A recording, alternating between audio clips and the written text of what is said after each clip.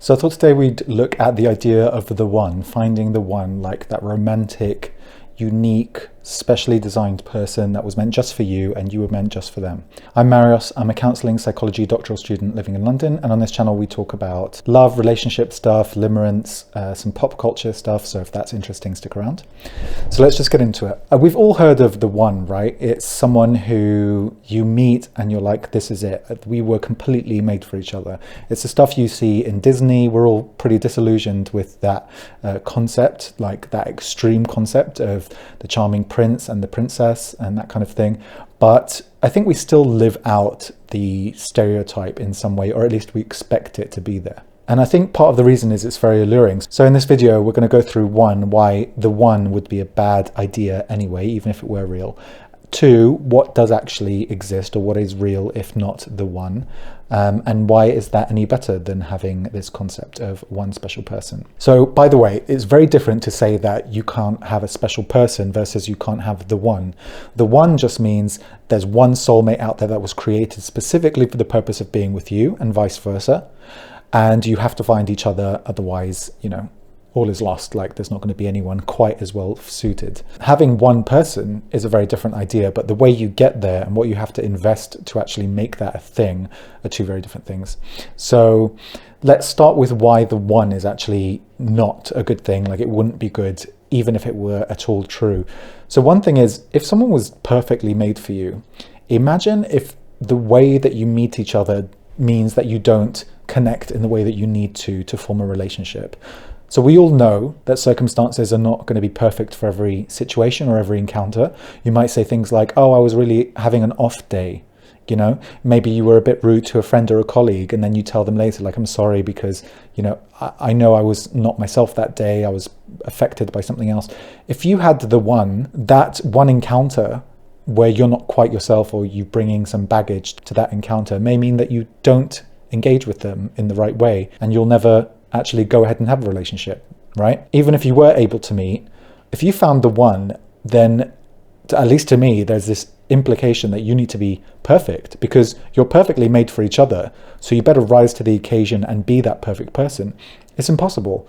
And you might say, well, the right one might accept me for being imperfect. That's why they're my person. Fair enough. But the pressure of like, well, this is it, and if something happens to this relationship, there's not going to be anyone else, it's kind of depressing, and I'm kind of glad that's not the case. So what is the case instead? I think having the right person, or having one special person in your life, is something you build, not something you find. So you don't find the one, you build the one. So what do I mean by that? One is, I kind of look at it as maybe having a home, building a home with someone. Now, can you find the perfect house? Sure, you can find the perfect house, but it will never be a home until you make it into a home, right? Have your things in there, combine your tastes, or someone takes lead and the other one follows, or whatever arrangement you have. The thing is, that home may not be your home forever. It may be your now home. So when you are with this person, you're there to build something of significance for you there and then. But things will change. You will outgrow that home. You might have a family. So the relationship is similar. The relationship and the person is not something that stays the same forever. And it's the perfect fit, and it has to stay that perfect fit forever. You have to go in there with the mindset that I'm going to build this thing with this person. We have to think about what our shared goals and visions are for the future, and then let's make them real and follow that up with action and trust. So it's very much about the development, about the progress, the journey, less so about just finding that one person. And so the reason this comes up a lot, this whole idea of the one, is for some people, they feel like they are hesitating either to enter a marriage or to just enter a long-term relationship or enter some other big commitment with this one person. How do I know they're the one, is that question. It's an easy question, but I think it's a very bad question. It's an easy question in the sense that it's just one thing you have to look at, but it's a very bad question in that even if there were an answer, which there isn't, you will not be able to make any good decisions out of it, right? So the thing is, am I deciding that this person is the one? And then from that come many other questions. Can I trust this person? Do I feel like I can be myself around them? Do I think that they're being themselves when they're around me? Do I trust them with my future? Do I trust them with my potential future children? Do I want to have children with them? There are these questions around, like, how deep is your trust? If there is no trust, there's nothing else. There is nothing else. Nothing else can be built in a relationship without trust. And then there's communication. Do I feel like this person listens to me? Can I actually open up about the realities of what I'm experiencing, my hang-ups, my insecurities? Can I do that with them? And do they do that with me? Now, not everyone communicates in the same way, so not everyone will be like as open and direct when it comes to communicating their feelings. So you can be open to the different styles of communication, but there has to be communication, right? They cannot be shut down. There cannot be someone who will never have a deep discussion with you, someone who will never talk about your long-term dreams or your deepest fears.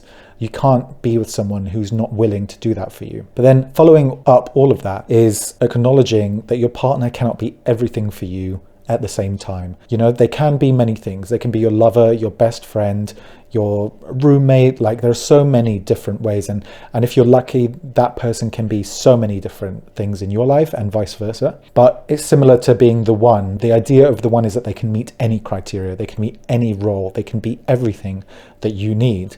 And if you go in with that expectation, very few people are going to meet that, even though there are billions of people in the world. So you have to think, what am I trying to get out of here? What am I trying to avoid? And usually by saying, are they the one, you're trying to avoid the feeling of uncertainty. You're trying to eliminate any possibility that you might be making a mistake. Unfortunately, that is not possible. It is not possible to enter a relationship with someone, a marriage or anything like that, without inherently knowing that it may be a mistake, if you call it that. By mistake, I mean, well, it's what you define it as, right? Does it last forever is a very big ask, of course, but that's the presumption with marriage. That is one, if that's your criteria for right or wrong. But then the question might be, is this marriage right for me right now? And if it lasts, 5, 10, 15 years, and actually I grew a lot as a person and don't regret it, doesn't sound like a failure to me. So given what you know now, does it make sense for you to proceed given what you know about that person and the relationship that you have? If you try and answer the question, will they ever change? Will I ever change? Will our relationship ever change in a way that will cause some sort of problem that we may not be able to fix? You'll never know if that is the case. You won't know until you're there.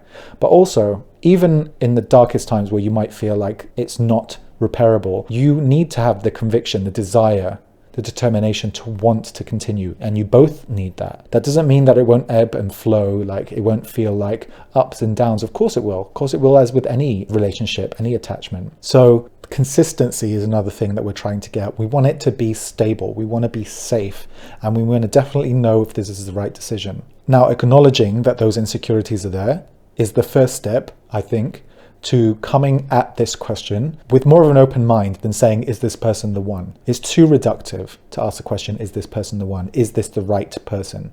Well, is this the right person right now? That it feels like this is the right decision for me right now. You don't know what you will know in 10 years. So why try and guess? What's the point? It's kind of like saying, is this job the right job for me forever? It might be. It might be. And that might be great. But you surely have to answer the question based on what you understand now, who you want to be, knowing what you know now, and going in there and saying, right, well, I have to commit to this and I have to give what I can give, right? And all these metaphors, analogies are not like, they're not perfect, so don't take any of them too literal, but it's just this concept of dedication, and it's the process. There is no particular destination. If you are open to the possibility that this is the right person for you, you should be able to go in there with all the insecurities, right? Now, if you have red flags, that's another thing people are trying to eliminate, is the possibility of red flags. Now, red flags is a bold term. People usually mean it to mean a deal breaker of some sort. Now, if you have serious red flags about entering a relationship or a marriage, then you should genuinely consider that. It's not like, oh, we can work on it after we get married or after we enter a relationship. No, you should address those things before you do that. Now, does that mean we need to be perfect and healed and completely well-formed individuals before you enter the marriage? No, not necessarily, but you need to be open and honest with each other and say, I'm willing to be there with you through all of that, and I want you to do the same. So again, we're not aiming for perfection in the relationship, the person, or ourselves. That shouldn't be it. It's unattainable and it's unrealistic. And in a way, it's just inherently judgmental of you and that person and all the rest. You're kind of saying the only standard I can deal with is perfection, because then there's no uncertainty. I know it's a good investment forever and ever. And That's just not realistic. It doesn't happen with anyone. Make space for that uncertainty. It's okay to be open and ask questions. Don't jump into things too quickly if you have genuine concerns about your relationship. But at the same time, if the only thing you're considering is, well, are they the one? I would ask you, how many other questions are there underneath that? The more meaningful questions about that person, their character, your character, how you work together, and what you're there to build together. What is your vision for your future? Let me know in the comments what you think, and I'll see you next time. Look after yourself.